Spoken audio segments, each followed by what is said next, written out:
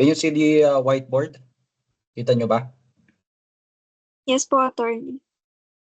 Okay, let's go to, I think natapos na natin yung NOLCO. Let's start with corporation. Okay?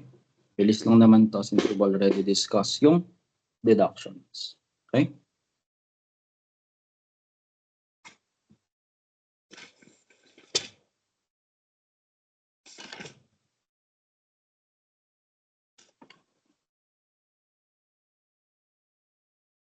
Okay, let's go to corporations.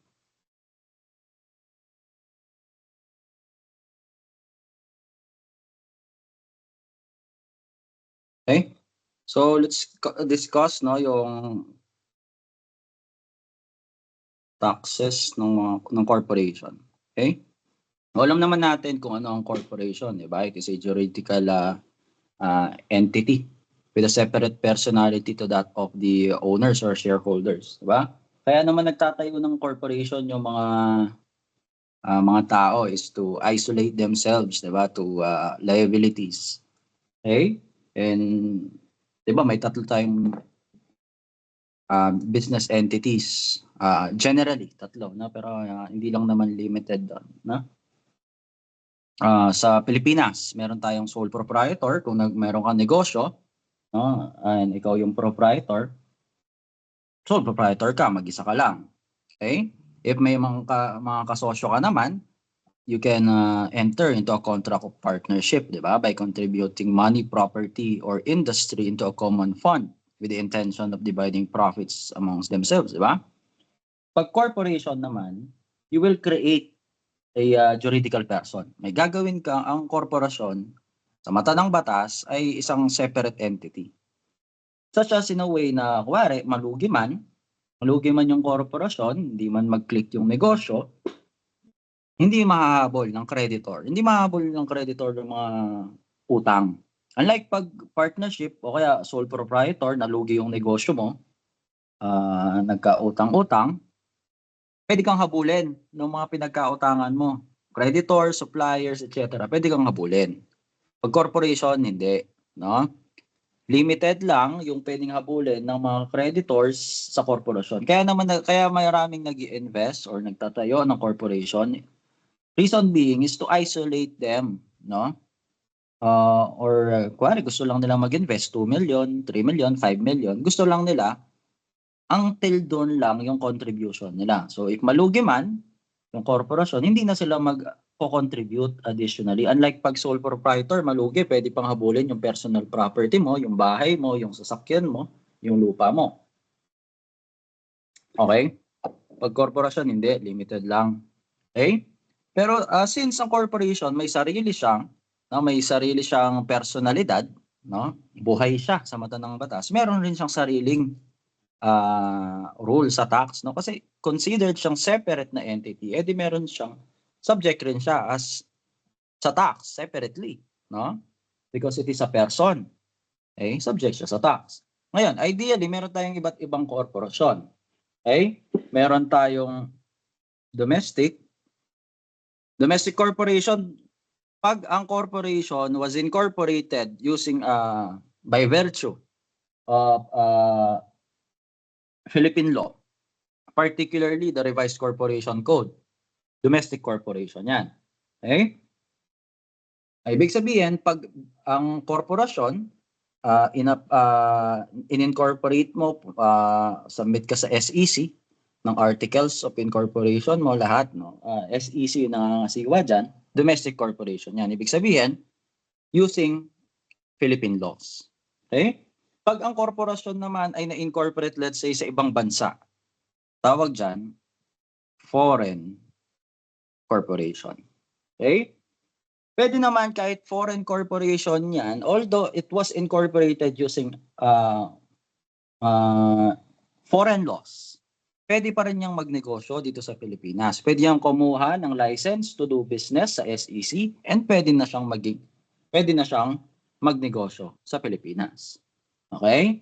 So, ang foreign corporation pwedeng maging resident, foreign corporation, kung hindi naman siya nagnenegosyo dito sa Pilipinas, pero nagkataon na nagkaroon siya ng income dito sa Pilipinas, tawag sa kanya non-resident. Okay? For brevity, we will use resident foreign corporation and we will be using non-resident foreign corporation. Okay? For brevity, we will be using DC for domestic corporation. Okay? We'll be using domestic corporation. Okay?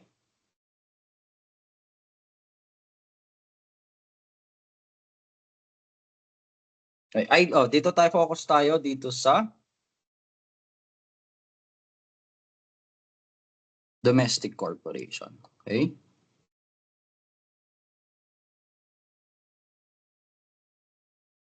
DC. Or when?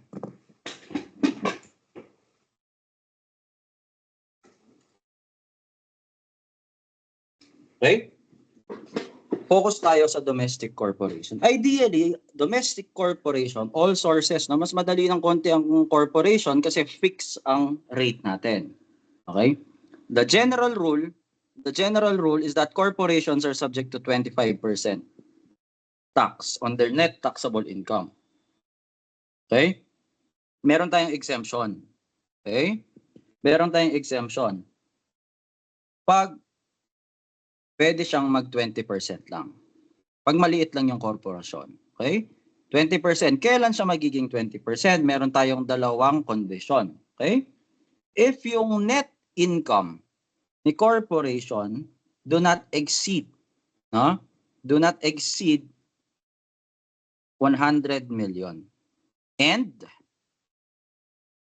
okay, the total net asset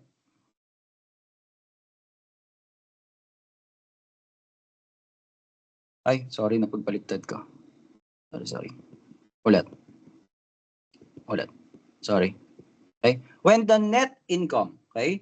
The net income or net taxable income of the corporation do not exceed 5 million and net asset do not exceed, okay? Net asset do not exceed the amount of 100 M. So pag maliit lang ang korporasyon, kumikita lang siya yung net income niya, no? Net taxable income niya do not exceed 5 million and yung total asset niya, okay, excluding land, do not exceed 100 million. Yan ang qualification natin in order for the corporation not to be subjected to a lower rate of 20%. Okay? So ideally yan ang tax rate. Okay? Madali lang naman yung tax rate. So madali siyang tandaan. Generally 25, exemption 20. Okay? Exemption 20. Pero, okay?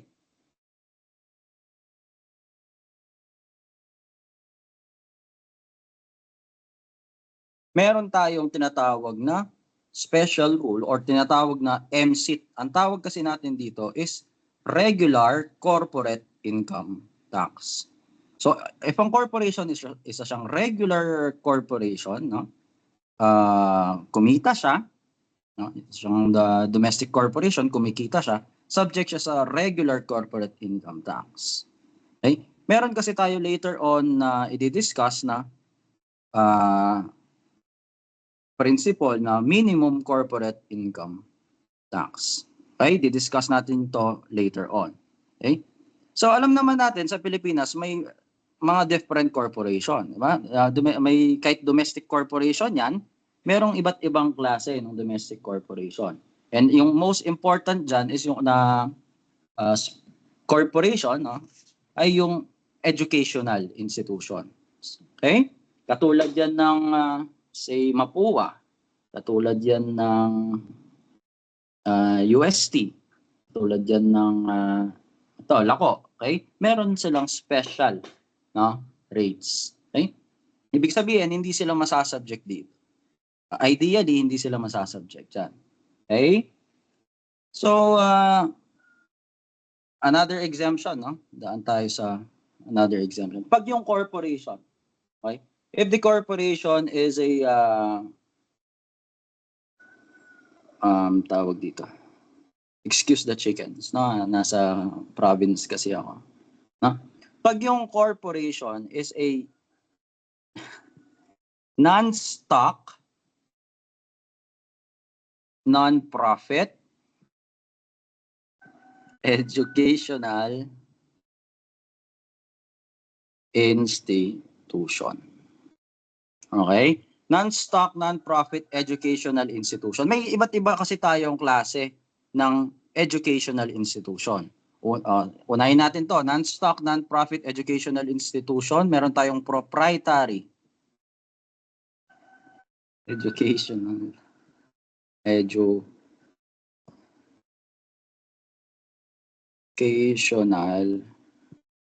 institution.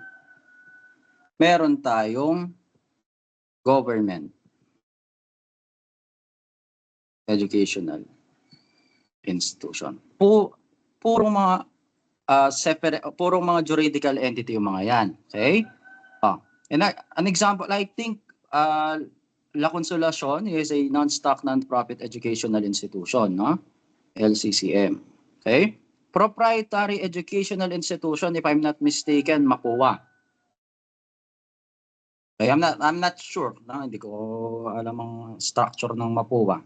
Educational institution, government educational institution, UP. Okay? May sabi yung manok na yun. Okay? May different tax treatment yung mga yan. Okay? May different tax treatment yung mga yan. Okay, let's discuss them one by one. Pag government educational institution, very basic, it is an exempt. So kahit kumita man yan, let's say meron yung kita sa miscellaneous, di ba? Hindi naman lahat, hindi naman lahat tawag dito, free. Di ba? Minsan may mga binabayaran pa rin dyan, miscellaneous or any incidental expenses. Lahat ng re-receive na income ni government ni institution, UP, exempt. Yung mga private or proprietary educational institution are subject to a preferential rate of 10%. Okay? To a lower rate of 10%. Okay? Dito muna tayo sa exemption. Pagdating dito sa non-stock, non-profit educational institution, ito yung may qualification. Okay? Provide.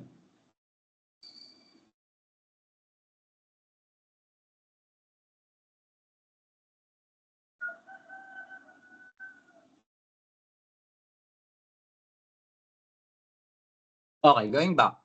Itong non-stock, non-profit educational institution, under the Constitution, all revenues and all assets of a non-stock, non-profit educational institution are exempt from income. Are exempt from income tax, no? Kaso may qualification. Unlike pag government siya, automatic exempt yan. Pag non-stock, non-profit educational institution, ibig sabihin ng non-stock, non-profit, unang-una, non-stock.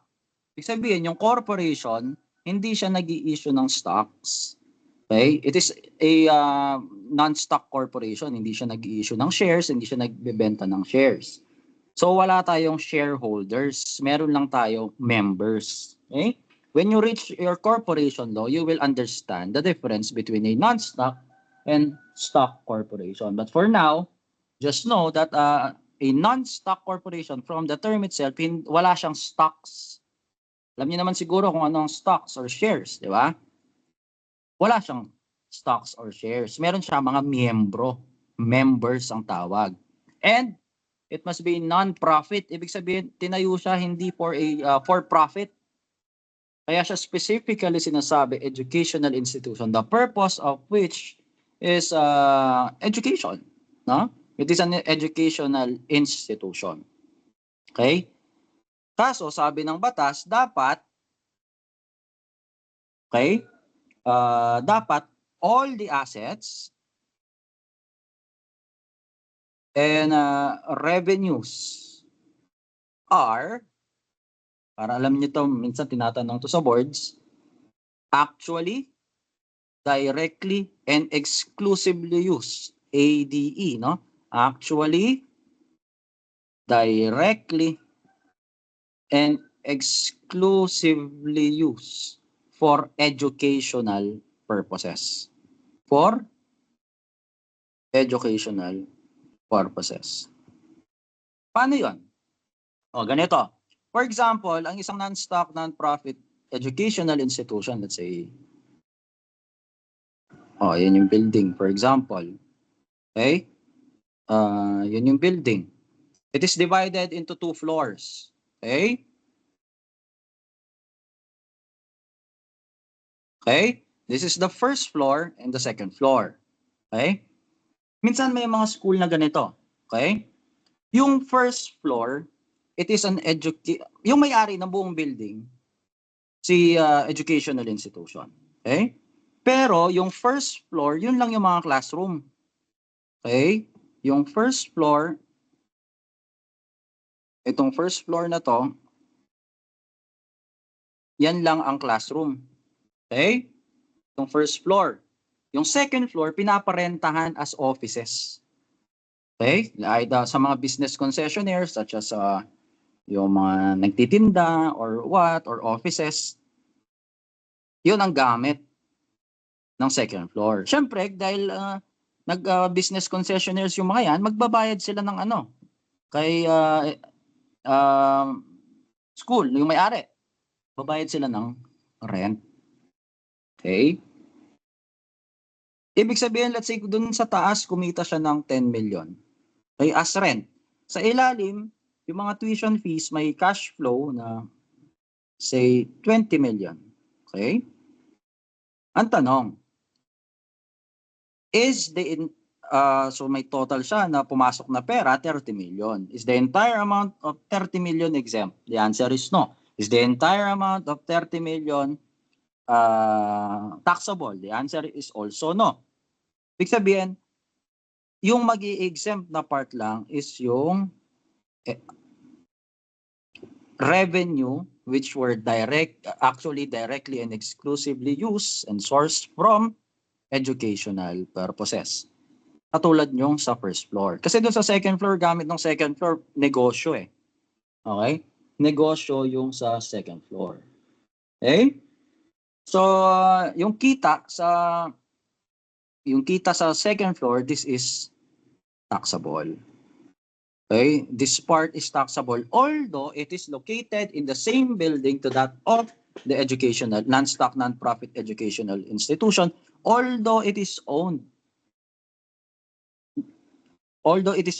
owned by the same entity. Hindi siya ma-exempt. Okay? Bakit? O sige, let's modify the scenario. Let's tawagin natin tong other income. Ibig sabihin ito, tawagin natin mga income from educational purpose. Okay? What if si school number 2, ganito ang information niya. Yung income from educational purposes, 10 million. 10M. Okay? Pero, yung other income niya, sabihin not related to educational purpose, amounts to 20 million. Okay? Total niya, 30 million. Kamukha nung kanina. Okay? Kamukha nung kanina. Sino ba itong tawag ng tawag? For a while nga.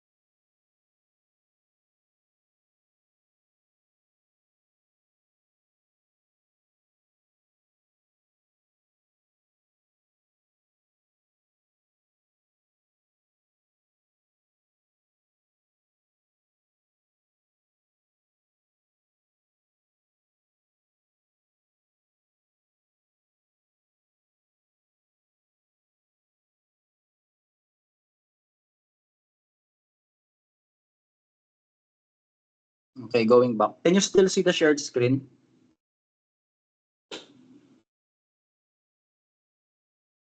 Anyone, can you still see the shared screen? Yes po, sir. Okay. O, sige.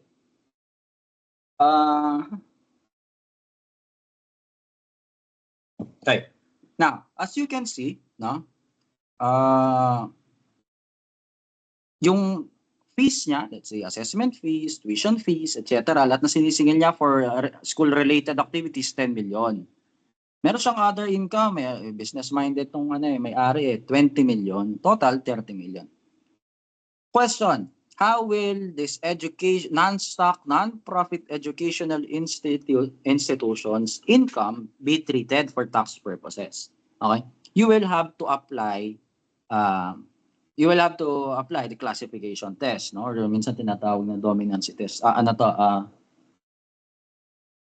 Dominancy test, no? Or the idea here is that tignan mo ilang percentage yung income niya source from non-related activities.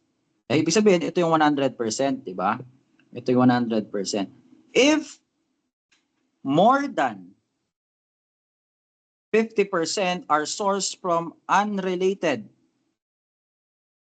activities, okay? It is no longer treated, no? It is no longer treated as an educational institution. Negosyo na lang 'yan. Okay? Kasi kung educational institution ka, ba't mas malaki yung kita mo sa unrelated activity? Baka fasad lang 'yan. Baka you're just circumventing the law. No, linagay mo sa isang pwesto, sa isang building, you registered as a non-stock, non-profit educational institution, but instead you are earning more to your unrelated activities than your registered activity. Okay? So now, you will be treated as a regular domestic corporation subject to the 25 or 20% rate, the entire amount. You will lose your character. You will lose your character as a non-stock, non-profit educational institution. Okay? Non-related activity yan, ha? So let's discuss scenario number 3. Scenario number 3. Income from fees sa tuition. Okay, non-stock, non-profit pa rin. Let's say 5 million. Minsan 'di ba merong mga school na merong dorms, dormitories, school supply. Supply, 'di ba? Okay? Merong canteen. Okay? Lahat 'yan business concessionaire, nagbabayad sila ng rent. 'Di ba? O parang sa LCCM, 'di ba? May dorm, may canteen. Okay? Minsan yung mga nagbebenta sa canteen hindi naman taga-school, taga-labas, 'di ba? Nagre-renta lang sila. Let's say kumita yung total 400,000. Okay? 400,000. So yung entire kita 5.4 M. Okay? The question. What's the tax treatment? What's the tax treatment? Pag ang activity, yung other income, ito yung determining factor, if it is a related activity. Ibig sabihin, although it is not directly an income from educational institutions such as yung fees, miscellaneous, or assessment, but it is nonetheless related. Kamukha ng dorm. It is related to educational institution kasi may mga student na nagdo-dorm.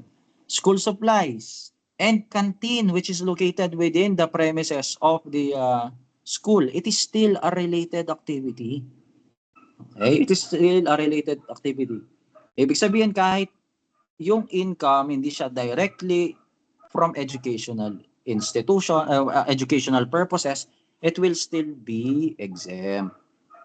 Compare it a while ago sa pag yung activity, unrelated activity, okay, it will be subject to tax. Okay? Ito, exempt pa rin. Okay? Exempt pa rin.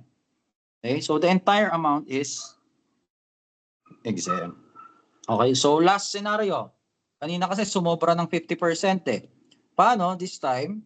500,000 yung from tuitions, pero meron siyang 400 din. But this time, it is unrelated. Kanina, related eh. Okay, unrelated activity. Let's say, may sumobrang isang butas doon sa isang unit doon sa building ni educational institution. Pinarenta niya as office. No? Ng another entity. Kumita siya ng 400,000 unrelated. No? What will be the tax treatment? No?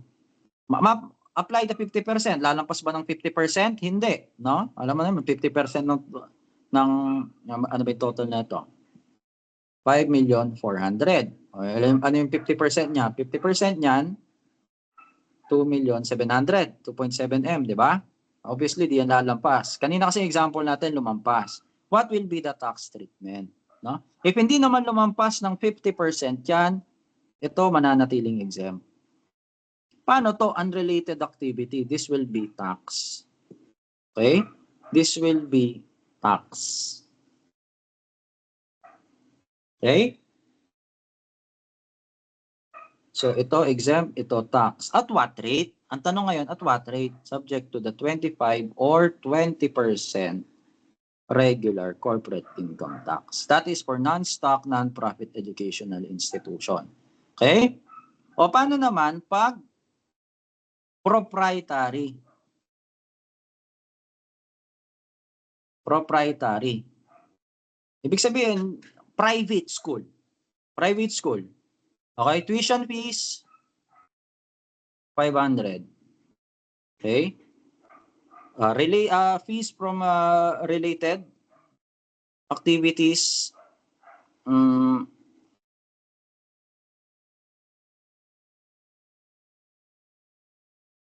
sige. Fees from related activities, 500 na lang din. Okay? 5.5 million. Okay? Pag proprietary educational institution, ang ano niyan, lower tax rate, 10%. Okay? Halos same rule lang din naman to. Okay? Ito, subject sa 10%. Okay? Ito,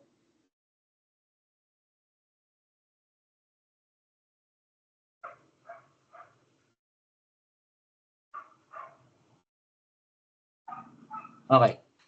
No? Ito, subject sa 10%. Okay? What about the 500,000 from related activities? It will also be subject sa 10%. Related activity kasi. Okay? Paano naman pag, let's say, tuition fees, 5,000, pero, 5 million, and other income, 6 million. Okay? Mas malaki. Total, 11 million. Okay? Apply the dominance test.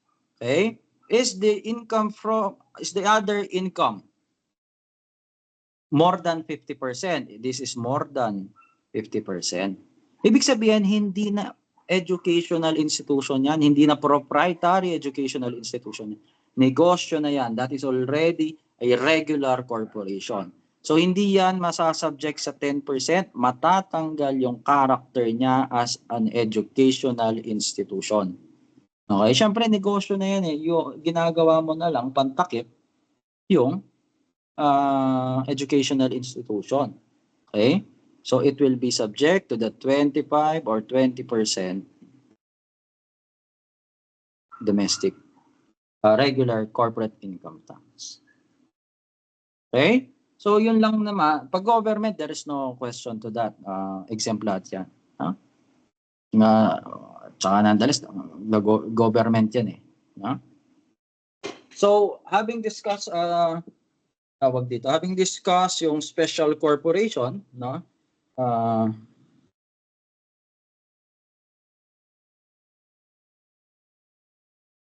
Hindi, meron pang isa. Okay? Itong proprietary educational institution na to, meron siyang equivalent. No? Kung sa educational institution, subject sa 10%.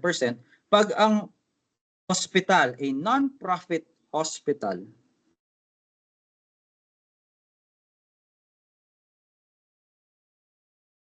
a non-profit hospital is also subject to 10%. Okay? Pares lang silang 10%.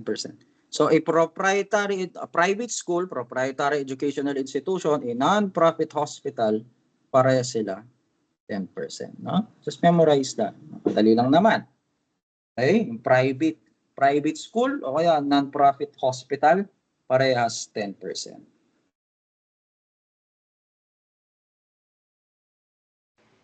Sir, excuse me po. Yes. May ask lang po ako. About dun po sa sa 10% po, kada dun, kunyari po dun sa first example po, 5 million po and yung 500,000 is both subject po sa 10%, di ba po? Yung Yes. 10% po ba is required po siya na kunin magkahiwalay or pwede po siyang kuhanin dun sa total na po mismo? Pwede siyang kuhanin. You will arrive at the same result. Katulad dito, 500. Kung separate, 500. Ito, 50. So, ang total, 550, di ba? Kung dito rin naman, times 10, di ba? Cumulative property ba tawag sa mathematics doon? And you will arrive at the same result. Di ba? 550. So, either way, same. Okay? Kung saan ka komportabling mag-compute. But either way, you will arrive at the same result. Either kuhanin mo pa isa-isa or total mo, same lang naman. Okay? Po sir, thank you po.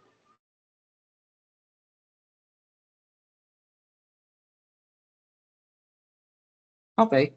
So, discuss na natin yung difference between R-sheet and M-sheet. Itong R-sheet na sabi na rin naman natin, ito yung regular corporate income tax. Pwede yung 25% or pwede yung 20%. Sa mga special corporations, pwede yung 10%. Okay? Ano naman ang M-sheet? Okay? M-sheet, ang tawag, at kaya siya M-sheet, tawag dyan. Sige, sulat ko na nga. Minimum corporate income tax. No? Medyo mabigat to. Okay? Bakit siya mabigat? Okay? Because corporations, kahit nalugi sila, meron silang tinatawag na minimum corporate income tax. Okay?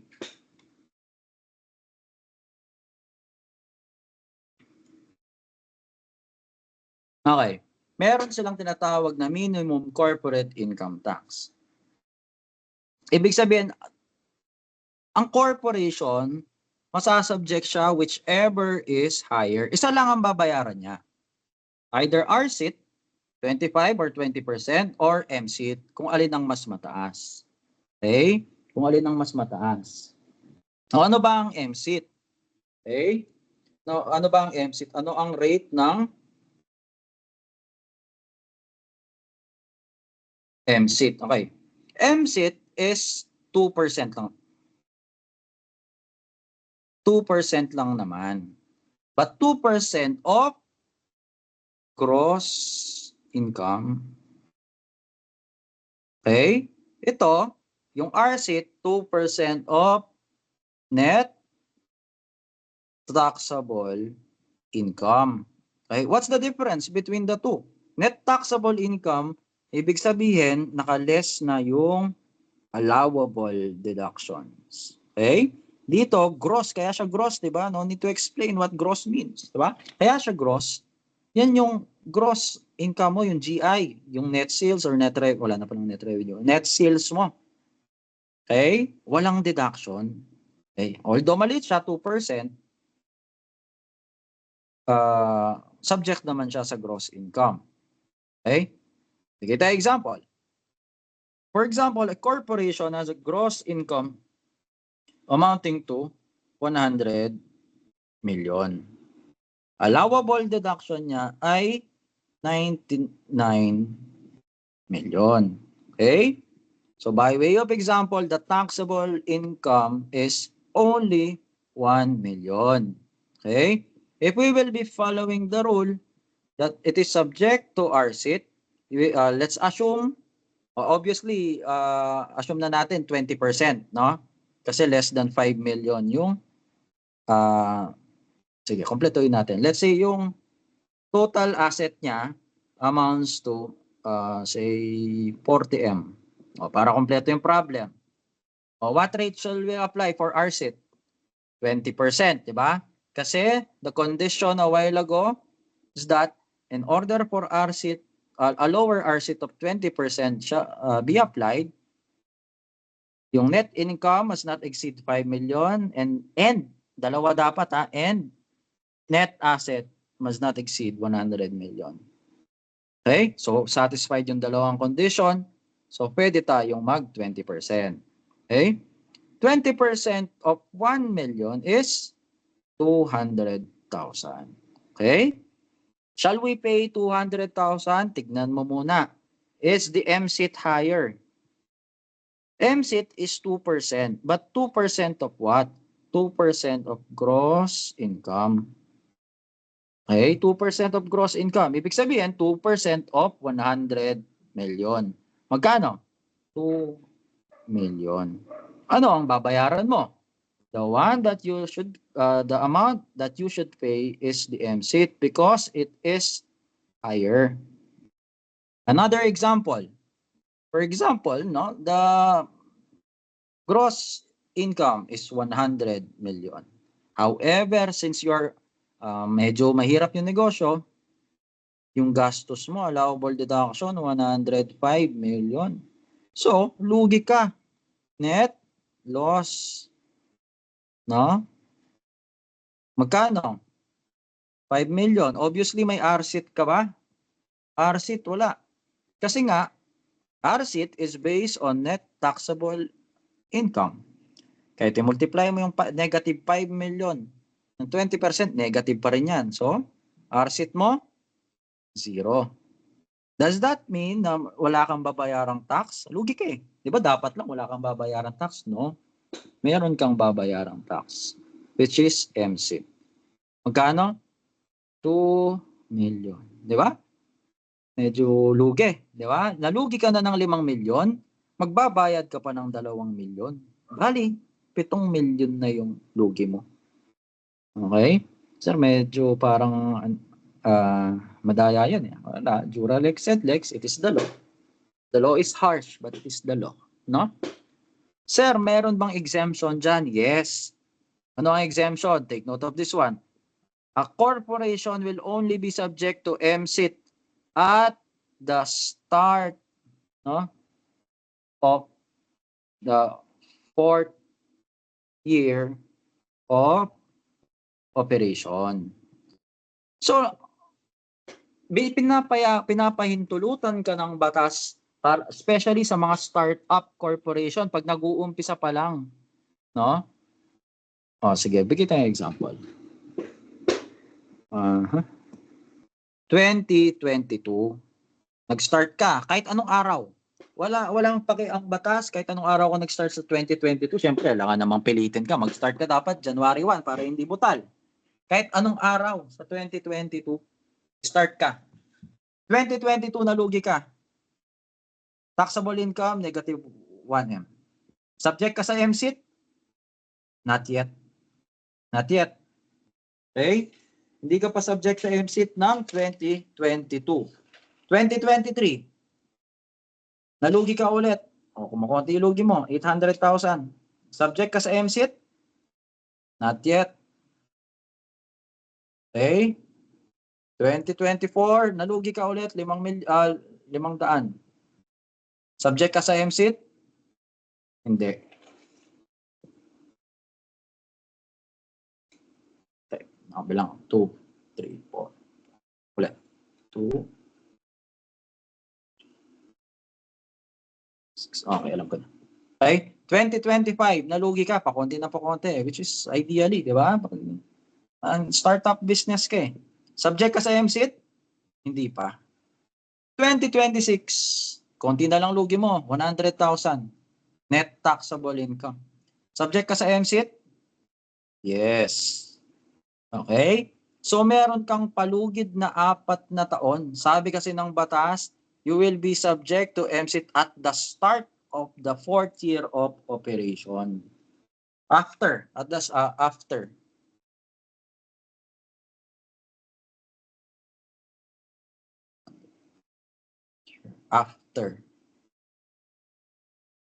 After operation. So, lilitaw, x plus 4. Nag-start ka ng 2022, plus 4 ka. Okay? 2022, plus 4. Subject ka na ng 2026. Start ka ng 2020, plus 4. Subject ka na ng MSIT sa 2024. Okay? So far, may question?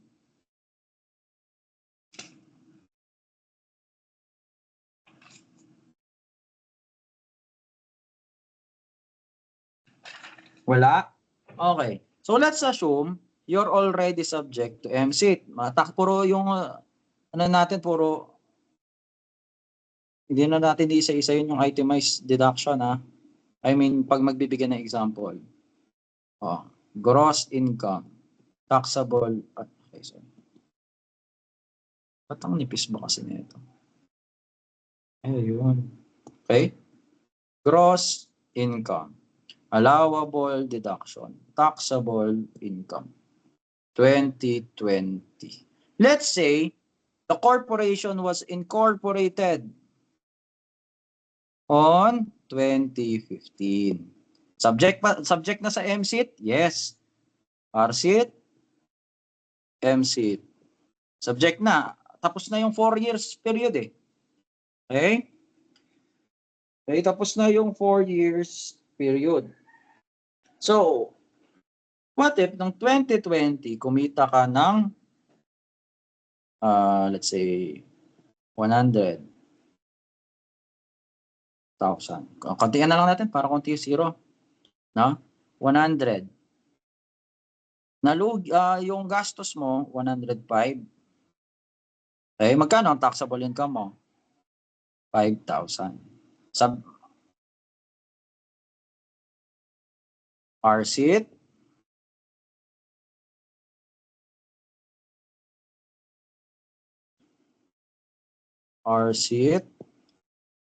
MSIT. Okay? RSIT, meron? 0. Are you subject to MSIT? Yes, kasi lampas na yung 4 years. Ilan? 2%. 2% of what? 100,000. So, bayad ka magkano? Ang due mo, 2,000 for 2020. Okay? 2020. Let's say 2021. Okay? 2021, kumita ka ulit 200,000. Pero gastos mo 190,000. Okay? For a while, tumatawag lang. For a while.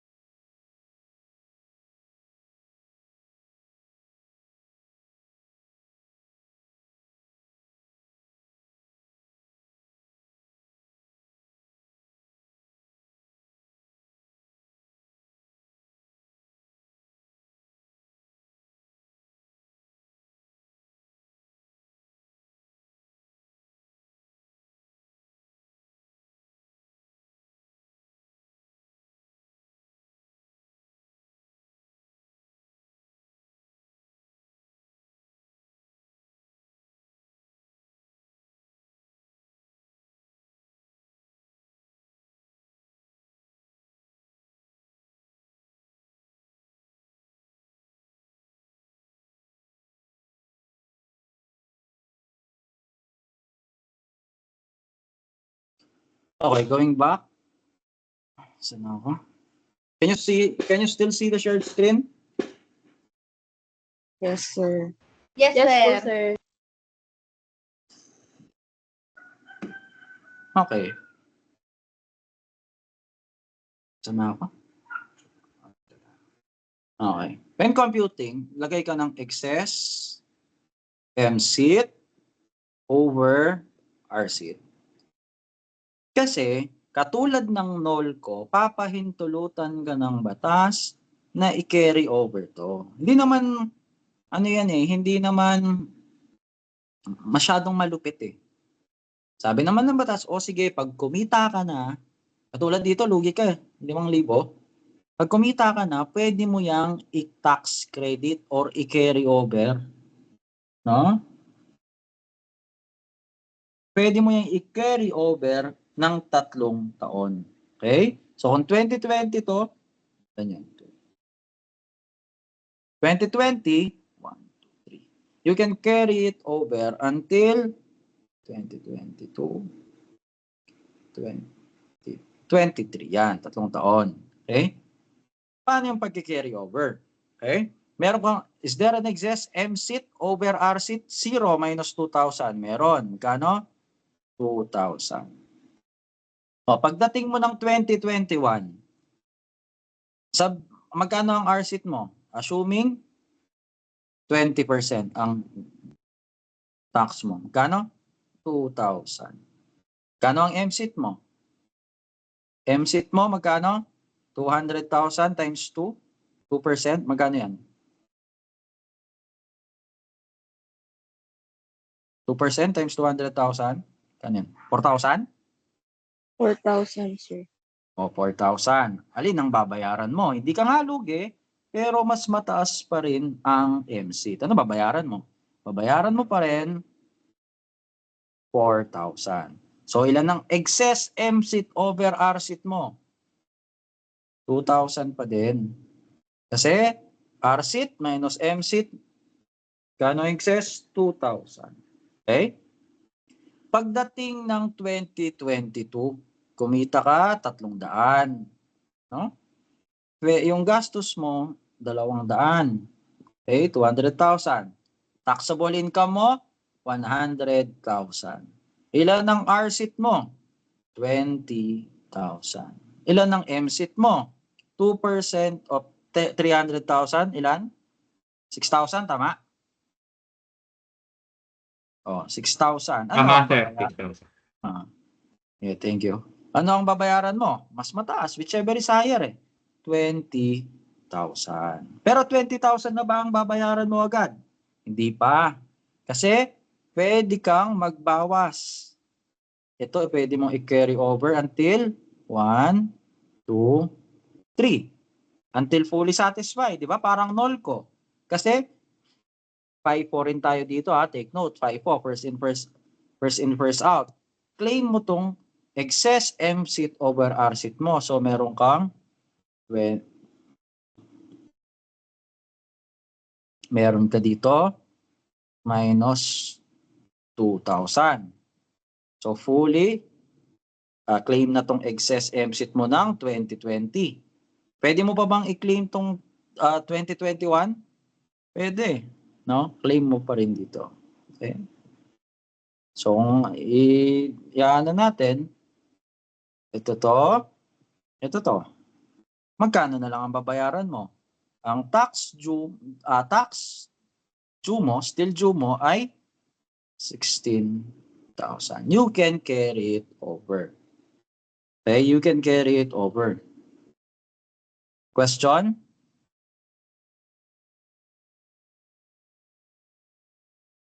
Oh, let's modify the problem a little bit. No, balik tayo dito.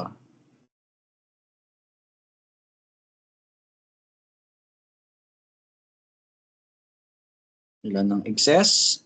Ito wala. Okay. 2,000 dito. 2,000 dito. Okay? May excess ka eh. Pero, dito,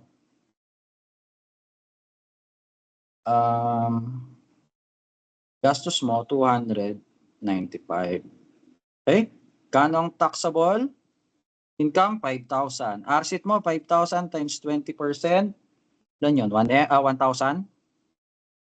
RSIT mo, 1,000. MSIT mo, 6,000. Tama ba? Nagmamanual na lang ako. Inform nyo na lang ako pag mali yung computation. Okay? Anong babayaran mo? 6,000, di ba? Ilan ang excess? Tuloy-tuloy na lang ako. Ilan ang excess? Excess MSIT over RSIT? 5,000, sir. 5,000. Okay? 5,000. Pagdating mo ng 2023, sige tuloy-tuloy na natin ha. Kita mo, 400,000. Gastos mo, 396,000. Yan ba? May iba naman. Okay? Kita mo, 4,000. RSIT mo ilan? 20%? 800. Okay? MSIT mo ilan? 8,000, di ba? 8,000. Anong babayaran mo? Babayaran mo 8,000. Okay? Ilan ang excess MSIT over RSIT?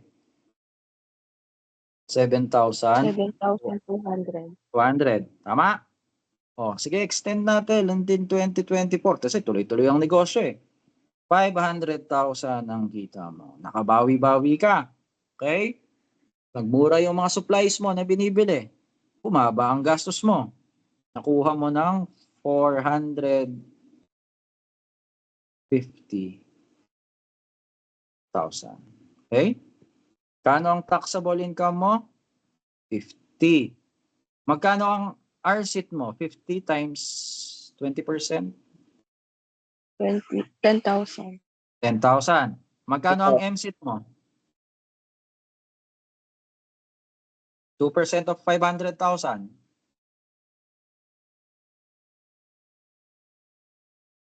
10,000 niya. 10,000 rin, sir.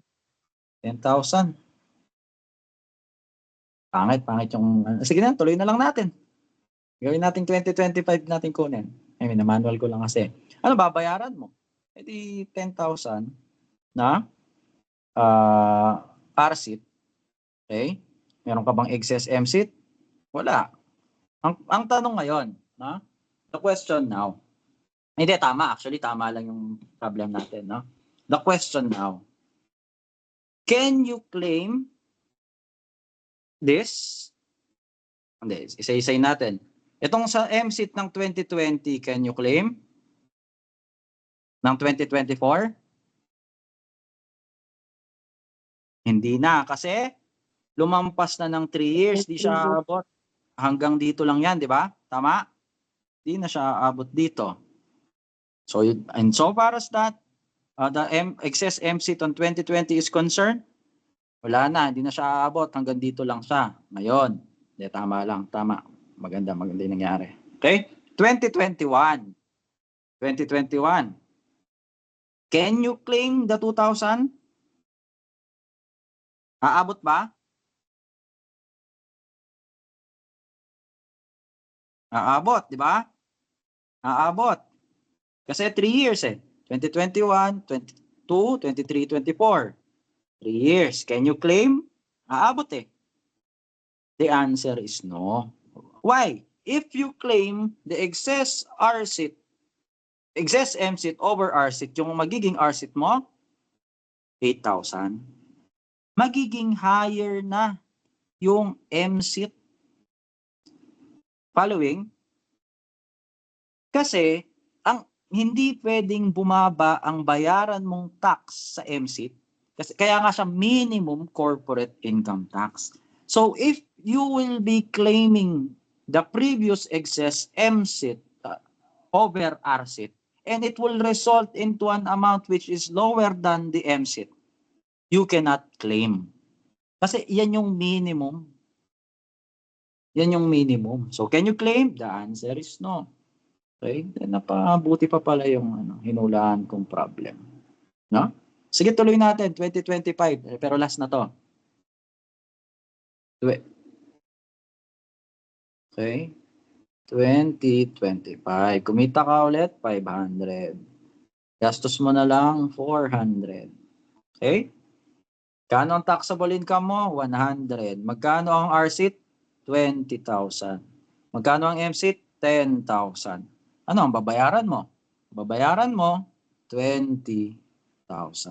Okay? 20,000 ang babayaran mo. Yun na ba ang final mong babayaran? Looking at the problem? Oh, can you carry over itong 2021 hanggang dito lang siya, di ba? Itong 2020 hanggang 2023 lang siya. Itong 2021 until saan siya? Until 2024 lang. So hindi mo na pwedeng i-carry over. Pero itong 5,000 can you carry over? Yes, kasi papasok siya dito 3 years. So pwede mo pang bawasan yan ng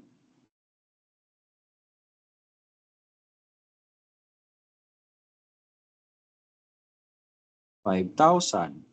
Okay? Kasi abot pa 3 years eh. Ito namang 2023. Pwede may carry over? Yes, pasok yung 2022 nga, pumasok eh. Okay? Magkano?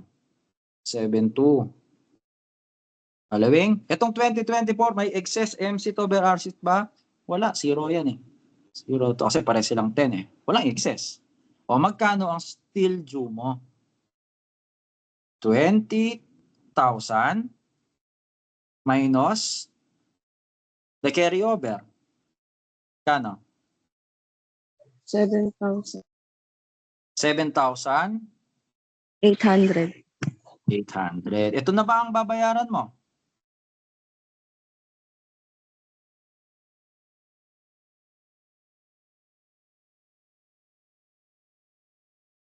Ito na ba ang babayaran mo?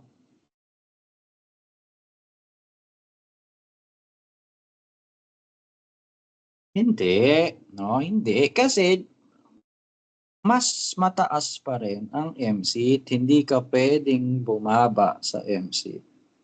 Okay? Babalik ka dun sa principle na ang MSIT ay minimum corporate income tax. Okay? Question?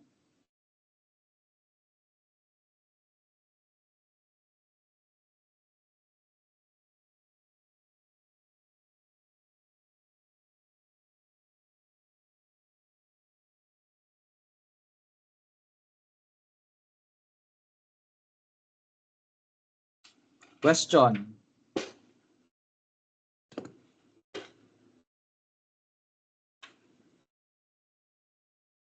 Ano pa ba? Buti na lang, tinanggal na yung improperly accumulated earnings tax.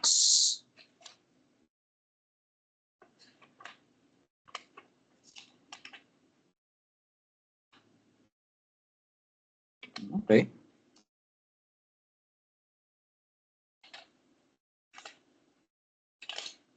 Ano pa ba?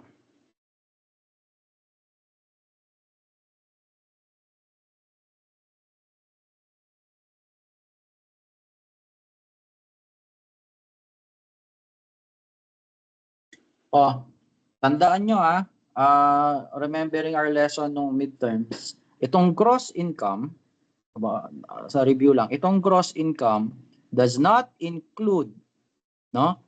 Or do not include those that are already, okay, yung gross income, tandaan nyo ang gross income, hindi kasama dyan yung mga income subject to final tax. Di rin kasama yung mga income subject to capital gains tax. Dadalhin yung principle na yan. Bakit? Kasi maraming tax rate na nakabase sa gross income. Katulad ng OSD. Okay? So hindi lahat ng income pumapasok sa gross income. Pag nasubject na yan sa final tax, hindi mo nasasama sa gross income. Pag nasubject na yan sa capital gains tax, magbenta ka ng lupa. Okay? Hindi mo na isasama sa gross income. Diba? Sinabi ko naman yan nung midterms, hindi mo na yan isasubject. Okay? Ganon din pag may imumultiply ka sa MSIT. Katulad ng MSIT. MSIT is 2% of gross income. Ang OSD pag individual to 40% of ang OSD pag corporation 40% of gross income, correct? Oh, pag corporation, yung gross income na amount natin iisa lang. Kung ano ang gross income mo in computing net taxable income, yun din yung ginagamit mo sa pagko-compute ng MSIT, no? Baka may malito na pinag-add mo lahat ng income, no? Masyado kang believe sa like blood doctrine na lahat ng income pinasok mo sa gross income. Hindi, pag na-subject na yan sa final tax, hindi na, and capital gains tax, hindi mo na isasama sa gross income. Otherwise, double taxation yun. Okay? So, ano pa?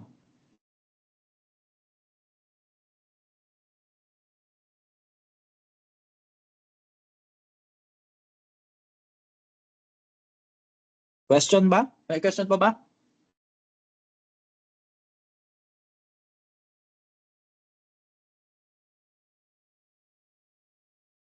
So, magtanong na kayo yung hindi clear. Sir, gagamit ba tayo ng COGS diyan? Yes, no, yung COGS, yung cost of goods sold, either papasok yun sa naka-deduct na sa gross income or sa allowable deduction. Okay? So, what do you mean pala? Teka, let me clarify the question. Saan gagamit? Saan?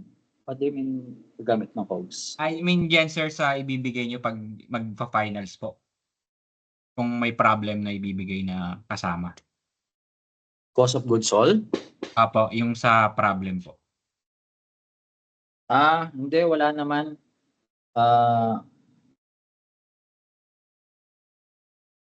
Hindi, usually kasi, yun yung problem. Okay. Ganito. Pag accounting tayo, di ba ang tawag dito? Pag accounting tayo, ang tawag natin sa direct expenses ay cost of goods sold, di ba? Pag andito tayo sa taxation, tawag natin dyan, allowable deduction. Allowable deduction. Okay? So ngayon, gagamit ba tayo ng COGS? The answer is no, no? Para consistent tayo sa tax code.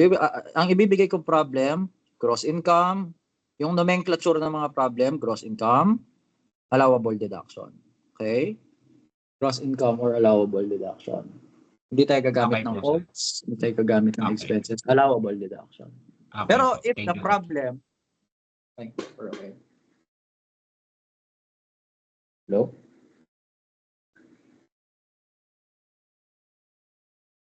Okay. I think, meron pa ba tayong na-miss na topic? Yung dealings with properties, I omitted that, no? Reading assignment nyo na lang yan. But hindi naman tinatanong kasi yun sa board.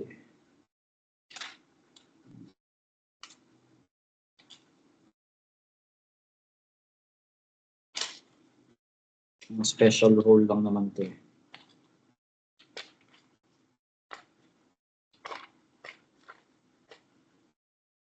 Okay. May kakilala ba kayo nag-take ng board ngayon? Wala pa, sir.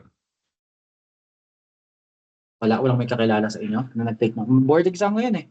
Last day bukas. Opo. Wala po. Mga higher batch po yata kasi. Tatanong ko sa ganun ba yung tax? Anyway, sige. Yung coverage, no, yun lang naman, no? Kasi yun na lang naman yung natitirang topic natin. Okay. Yung RCIT, MCIT, tsaka yung special corporations. Madalas na tinatanong kasi dyan yung educational institution.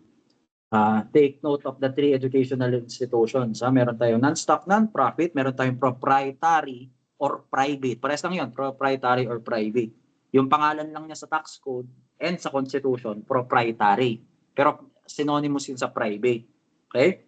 And yung pangatlo, government educational institution. Yan yung mga state colleges or state universities. Okay? Ang mga private school, private high school, public high school, same lang sila. Okay? Ano pa? Sige, that's the coverage of your final exam. Your final exam will be next week, Saturday. Okay? During our time.